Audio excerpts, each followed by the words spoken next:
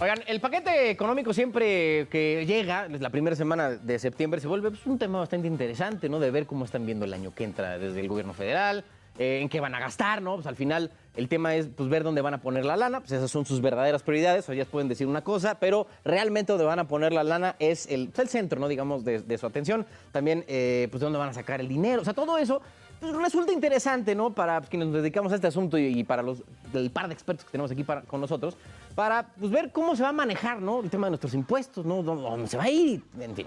Alejandra Macías, directora ejecutiva del Centro de Investigación Económica y Presupuestaria, está aquí con nosotros. Ya habíamos tenido el placer de hablar contigo de este asunto, pero ahorita le vamos a entrar a profundidad. Y Jesús Carrillo, director de Economía Sostenible del IMCO, Instituto Mexicano para la Competitividad. Hacía rato no nos visitaba, pero pues hoy ya le levantamos el castigo. Entonces, oye, ya sabes, que necesitamos a alguien, mi estimado Jesús, entonces ya... Ya me tocaba. Oye, a ver, ¿quieres empezar contigo, Alejandra, para ver, ya hablamos hace 2 semanas, pues, como las primeras impresiones, ¿no? De lo que era el paquete económico, presupuesto y demás. Pasado ya como un par de semanas, ¿no? Días ya de estarlo pues, procesando, ¿no? Y masticando. ¿Qué es lo que más puede llamar la atención o que pueden ser considerados, no sé si una red flag, ¿no? Una alerta roja para la ciudadanía en general, que pues si no tenemos tanta chamba, tanto tiempo, ¿no? Para pues, clavarnos tan intensamente al tema del paquete económico.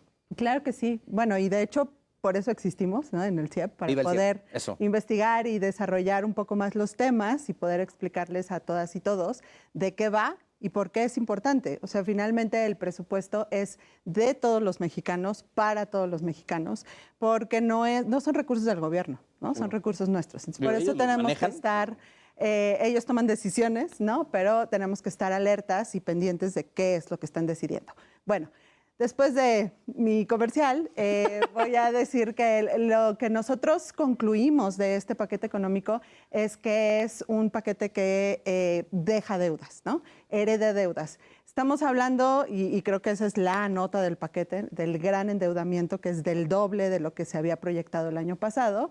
Pero más allá de eso, y yo creo que lo podemos abonar más Jesús y yo, pero más allá de eso, pues quedamos en deuda con el sector salud, quedamos en deuda con las mujeres, con el medio ambiente y con las niñas, niños y los jóvenes, ¿no? Y esto porque pues finalmente se ha prometido un sistema de salud universal que no ha sido financiado totalmente durante los 5 años antes y no se ve como para cuándo se pueda financiar eso y pues no tiene perspectiva de género. Entonces yo diría es el paquete donde las deudas prevalecen y que no tiene una perspectiva intergeneracional y eso es bastante preocupante porque la deuda que se está adquiriendo ahorita, el endeudamiento de ahorita, se suma a una deuda mucho más grande que no van a pagar los que están decidiendo endeudarse, sino las siguientes generaciones.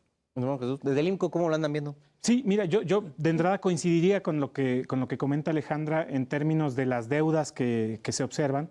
Yo quisiera también añadir que este endeudamiento no corresponde con lo que quisiéramos ver que nos endeudamos. Es decir, vamos a tener un financiamiento de 1.7 billones de pesos el próximo año.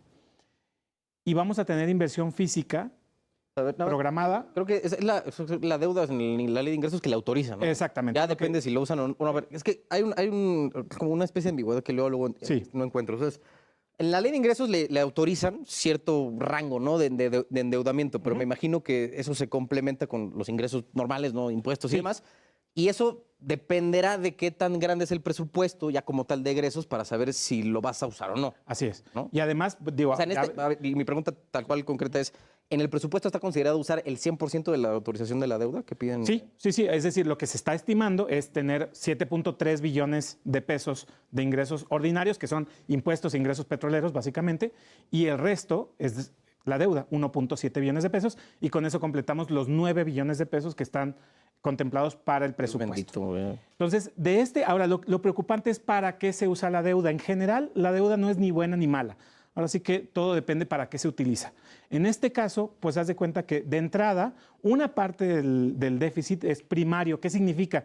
Que nos vamos a tener que endeudar para pagar intereses. de lo que ya tenemos que pagar de deuda anterior. Pagas deuda con deuda. Exactamente. Entonces, esa es una primera preocupación. Sí, al final creo que no es tan mal pagar deuda con deuda siempre y cuando la nueva te salga más barata. Eso podría ser en general. Lo que pasa es que sí quieres tener un balance primario, es decir, que lo que tienes de ingresos corrientes ordinarios también lo compenses con tus gastos y que después te endeudes para todo lo demás, ¿no? Pero de entrada, endeudarte así desde el principio, pues sí es preocupante y este es el primer déficit primario grande que tenemos en este sexenio, ¿no?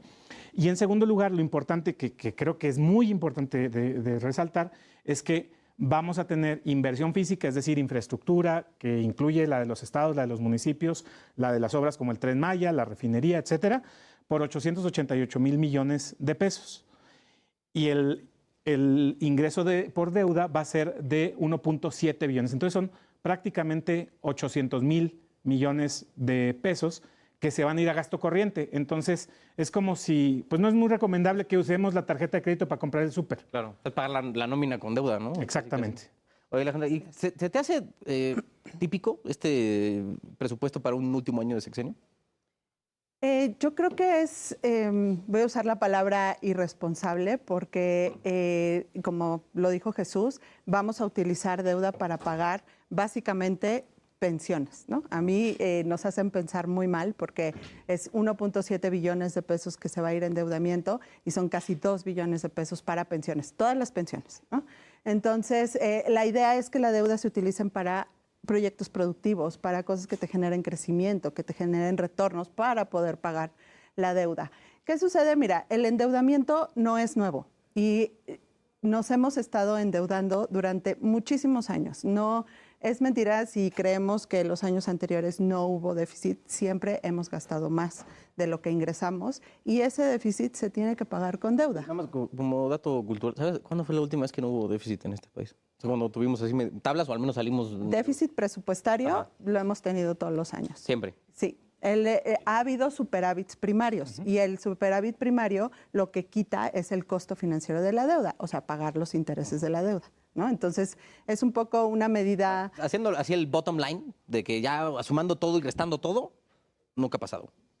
No. ¿Tener superávit? No. Okay. Hemos tenido déficits, sí, por lo menos del 2000 para acá, siempre hemos tenido déficit presupuestario, ¿no? Y eso se suma a la deuda grandota, ¿no? Que es lo que medimos como referencia del PIB, y es donde nos dicen tenemos finanzas públicas sanas porque el indicador de la deuda está por debajo del 50%. Y sí, es cierto, y la idea es que si crecemos, pues vamos a poder pagar esa deuda. Sin embargo, cuando nos metemos a las tripas del presupuesto, pues lo que vemos es que hay sectores que están subfinanciados completamente. Entonces te endeudas, pero de todos modos no financias esos sectores y te van a generar más efectos intergeneracionales preocupantes.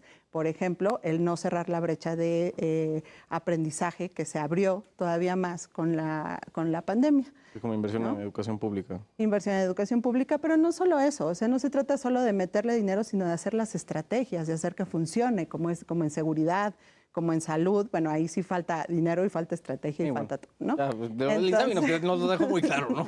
Sí, entonces en ese sentido sí es preocupante la sostenibilidad en general del sistema fiscal, porque pues el endeudamiento, y eso corremos el riesgo de que no crezcamos, y si no crecemos, pues entonces menos vamos a poder pagar. No, ese es el ritmo que está estimando Hacienda, ¿no? Así es. Creo que esa es la gran cosa. Oye, Jesús, si estamos aquí como esperando que se paguen nómina, digamos, o el gasto corriente con deuda, ¿a dónde se fue el resto del dinero? O sea, porque yo no entiendo. O sea, si tú estás diciendo que 7 billones de pesos son para de ingresos ordinarios, digamos, impuestos, derechos y demás chunches que pagamos los ciudadanos, bueno, y empresas, pues digo, yo no esperaría que usaran eso, ¿no?, para ese tipo de gasto, que pues no es productivo, ¿no? O sea, es un gasto tal cual. ¿Por qué estamos optando por usar la deuda para el gasto corriente? Pues porque tienes otras dos soluciones que en un año electoral es muy difícil de aplicar. La primera es subir la recaudación, subir los impuestos de alguna manera con reformas fiscales o con otro tipo de estrategias. Y la otra es reducir los gastos. Como ninguna de esas es muy apetitosa para un último año de sexenio en el que hay elecciones, en el que además está subiendo muchísimo el gasto en los programas sociales, en particular las pensiones para adultos mayores, crecen bastante, por personas van a ser de 4,800 a 6,000 pesos cada bimestre, es bastante. Entonces esto pues desde luego te mete una presión adicional y pues es eso, ¿verdad? Es la borrachera de último año y pues alguien más va a tener que limpiar las cosas de la fiesta el siguiente año. Y eso es muy importante. Y yo nada más abonar a lo que decía Ale, que es este tema de las pensiones solo se va a hacer cada vez más difícil. Sí. Y conforme va a crecer y crecer, ¿no? Va a crecer y crecer porque además la población está envejeciendo, ¿no? Nos estamos haciendo más viejitos y pues eso cada vez va a ser una presión y que se puede convertir en una bomba. Y además, pues tenemos otro tema que ahorita el endeudamiento es más caro, Carlos. O sea, claro, estamos en un ambiente de altas tasas de interés por la inflación que ha venido siendo elevada, etcétera. Entonces, el costo financiero de la deuda es más alto y un tercer elemento de costos difíciles de absorber, pues es Pemex. En Pemex tenemos otra tercera presión que cada vez es más difícil de sostener, ¿no? Y lo hemos escuchado en estos días en noticias, ¿no? Digamos, un problema que tienen de alrededor de 750 mil millones de pesos que se vencen en un año, entre deuda y proveedores y contratistas. Entonces, sí son tres temas, yo creo que están metiendo mucha presión en las finanzas públicas y parece que solo se van a hacer más grandes, ¿no? ¿Por qué dijiste que era irresponsable este gasto, Ale? Porque, digo, una parte, infiero, es por esto que decía Jesús, de que pues, es un momento, digamos, malo, ¿no? Para pedir prestado, ¿no? O sea, por tema de la inflación, que hay tasas altas por todos lados. Y pues sí me imagino que pues, no es el ideal, ¿no? O sea, en un tipo de inflación, pues probablemente lo que no quieras y lo que se busca con esas altas tasas de interés es que no gastes, ¿no? Para tratar de bajar la inflación. ¿Sí va por ahí el comentario o hay otras avenidas? Hay otras cosas. O sea, creo que el endeudarnos en este año, en vez de endeudarnos en la pandemia, ¿no? Es raro. Porque cuando estábamos en la pandemia, pues necesitábamos atender a personas, necesitábamos económicamente hacer algunas, no sé si transferencias o programas que pudieran paliar la pérdida de empleo, ¿no? Por ejemplo. Entonces, y ahí era como la pregunta de ¿por qué no nos endeudamos aunque sea poco? De todos modos había déficit, pero como un poco más para poder hacer estas políticas y tal. Entonces, eso por un lado. Por otro lado, me voy a endeudar más, pero mis ingresos están bajos y no veo cómo recuperarlos, porque las proyecciones que está haciendo Hacienda es tener ingresos al nivel de 2018, por ahí del 20.8% del PIB. Entonces, si no vamos a tener ingresos... Subió un poco por ISR, pero este año justamente no estamos alcanzando las proyecciones de ingresos y es por dos cosas. Uno es el IVA, no se está recuperando, es ahorita 3.9% del PIB, cuando hace 4 años, 5 andaba en 4.8, 4.5%. Entonces estamos perdiendo IVA. Y la otra es la renta petrolera. O sea, al consentir tanto a Pemex, con reduciendo sus obligaciones, pues la renta se está quedando en Pemex, no están entrando ingresos al... Entonces... Está quedando, pero no se ve para dónde, ¿no? Usas la tarjeta de crédito, pero no vas a tener más ingresos. Entonces eso a mí me parece que es un poco contradictorio.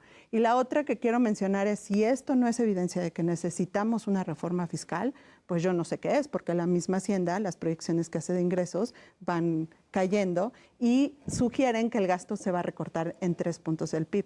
¿De dónde lo vamos a recortar si tenemos estos gastos ineludibles que son pensiones, que es la deuda, queremos seguir salvando a Pemex? Entonces, ¿de dónde vamos a recortar? Y si vamos a seguir recortando en salud o en infraestructura, porque esa es otra. Dicen, nos vamos a endeudar para infraestructura. Tiene una caída de 11% el gasto en inversión. Entonces... Aún contando Tren Maya y... Sí. Aún contando todo. Wow. Y las megaobras son el 20-22% del gasto en inversión. Entonces, la justificación suena un poco corta. Y la verdad es que si nos vamos a endeudar para pagar pensiones, pues estamos olvidando primera infancia, jóvenes, las generaciones que vienen atrás y que son los que van a financiar las necesidades de una población todavía más envejecida. Como sea, más un gasto pragmático, ¿no? Y se nos está olvidando la transición energética y se nos está olvidando, digamos, la oportunidad que tenemos en general con la economía global de aprovechar un fenómeno como el nearshoring y entonces tener infraestructura crítica en términos de logística, de energía, puertos, aduanas, etcétera, ¿no? Entonces eso también, digamos, aunque se van a mejorar las cuestiones en Salina Cruz y Coatzacoalcos y todo el corredor interoceánico, pues sí tenemos ahí también un déficit de gasto que se necesitaría en inversión y sin embargo, pues el tema, por ejemplo, de Pemex le estamos dando muchísimos recursos. Para el año que entra serían, en total en el sexenio, al menos 1.5 billones de pesos de puras transferencias y renuncias recaudatorias por el DUC. Se está contemplando una reducción adicional al DUC. Entonces, estas renuncias que no son una solución para Pemex, porque Pemex no es un problema de dinero, sino es un problema operativo el que tiene. Entonces, digamos, le siguen echando dinero, pero no se va a arreglar porque no es un problema de dinero. Entonces, en ese sentido, pues solo están presionando y por eso yo estoy de acuerdo totalmente con que la palabra que hay que usar es irresponsable. A ver, ya para despedirnos más quiero una opinión de ambos, de pues, qué tendría que, esta reforma que decía Ale, la reforma fiscal, pues, ¿qué ven que tendría que tener? Empezamos contigo, mi estimado Jesús. Bueno, mira, a mí me parece que en teoría la va a tener que hacer quien gane la presidencia. Exactamente, sí. Mira, yo pensaría que hay varios elementos. Yo quisiera enfocarme en lo local. Creo que de entrada el pacto fiscal, desde luego, hay que revisarlo. Ya, digamos, ya tiene mucho tiempo y hay que revisarlo. Yo pensaría también que a nivel local hay que fortalecer los ingresos por predial. Probablemente haya que echar a andar otra vez impuestos como el de la tenencia vehicular. Etcétera, ¿no? También creo que si necesitamos un sistema de seguridad social universal, pues entonces necesitamos financiarlo y eso a lo mejor va a necesitar. Es una lana. Pues es muchísimo dinero, ¿no? Podría requerirte 2, 3 puntos porcentuales del PIB por año. Entonces sí es un esfuerzo grande y yo creo que tendría que haber esquemas pues para poder incentivar la formalidad, a lo mejor con disculpas o con incentivos fiscales durante los primeros años de la formalidad para las empresas y después que puedan entrar digamos que se capitalicen, que empiecen a producir más, sean más productivas y puedan entonces sí contribuir a los ingresos fiscales. RIF, ¿no? Digamos, esas son algunas cosas. Otras son pues más, digamos, más agresivas en el sentido fiscal y creo que seguramente Alejandra nos podría también dar una idea de lo que en el CIEP han estado como comentando mucho en estos años. Ya te pusieron la mesa, mi estimada Alejandra, por favor, adelante. No, mira, yo creo que, o sea, hablamos de reforma fiscal y suena una cosa grande y que nos da miedo, te enojas, ¿no? y que no queremos hablar. No, ajá, exacto, y que es, me van a aumentar los impuestos y yo ya ni quiero pagar nada porque pago doble y etcétera, ¿no? Pero tenemos que pensar en una reforma fiscal como secuencial, ¿no? Un poco suave, empezar por algo, yo estoy de acuerdo, tenemos que empezar por los impuestos locales, los estados tienen que ser más fuertes y dejar de depender de ingresos que además están cayendo, ¿no? Entonces a ellos les puede ir mal. Pero también tenemos que revisar el ISR, tenemos que revisar rangos, tenemos que revisar pérdidas recaudatorias, o sea, ponerles candados a los estímulos a la gasolina, por ejemplo, ¿no? Y no volver a gastarnos 400,000 millones de pesos quemándolos, como lo hicimos el año pasado, y impuestos al carbono que tienen que ver con el cambio climático. O sea, hay ciertas cosas que pueden ir avanzando que no tienen que ser todas al mismo tiempo. Y no solo se trata de aumentar impuestos, sino hay que revisar los gastos. Necesitamos una reforma en pensiones. Sí o sí, ¿cómo la vamos a financiar? Hay que contener de alguna manera ese gasto. Y por favor, no me malentiendan, no estoy en contra de las pensiones. Es un derecho. Estamos en contra, ¿no? De que eso provoque un problema. Es un derecho, pero es un derecho de todos, incluso de los que venimos atrás, ¿no? No nada más de los pensionados de ahora. Entonces, hay que tratar de financiar todos los derechos de manera igualitaria y encontrar esos espacios. Pues una es la reforma en pensiones, la otra definitivamente es una reforma en Pemex. Y justamente, si me permites, Carlos, también yo creo que en este sentido, pues hay que desvincular la renta petrolera del gasto corriente del gobierno, ¿no? O sea, hay que ponerle candados al Fondo Mexicano del Petróleo para que la renta que pasa por ahí, pues realmente esté bien etiquetada y se ejecute en obra pública para la transición energética, por ejemplo, o para otro tipo de infraestructura, porque son activos que tenemos bajo el suelo y tenemos que convertirlos en activos encima del suelo. No se vale nada más quemar los recursos petroleros para gasto corriente. Claro. Pues debe ser como deuda, ¿no? Para todo eso. Exactamente. Alejandra Macías, directora ejecutiva del Centro de Investigación Económica y Presupuestaria. Muchas gracias. Y Jesús Carrillo, director de Economía Sostenible del IMCO. Gracias a ambos por estar aquí. Mis escuinclas, vamos a un corte, ahorita regresamos.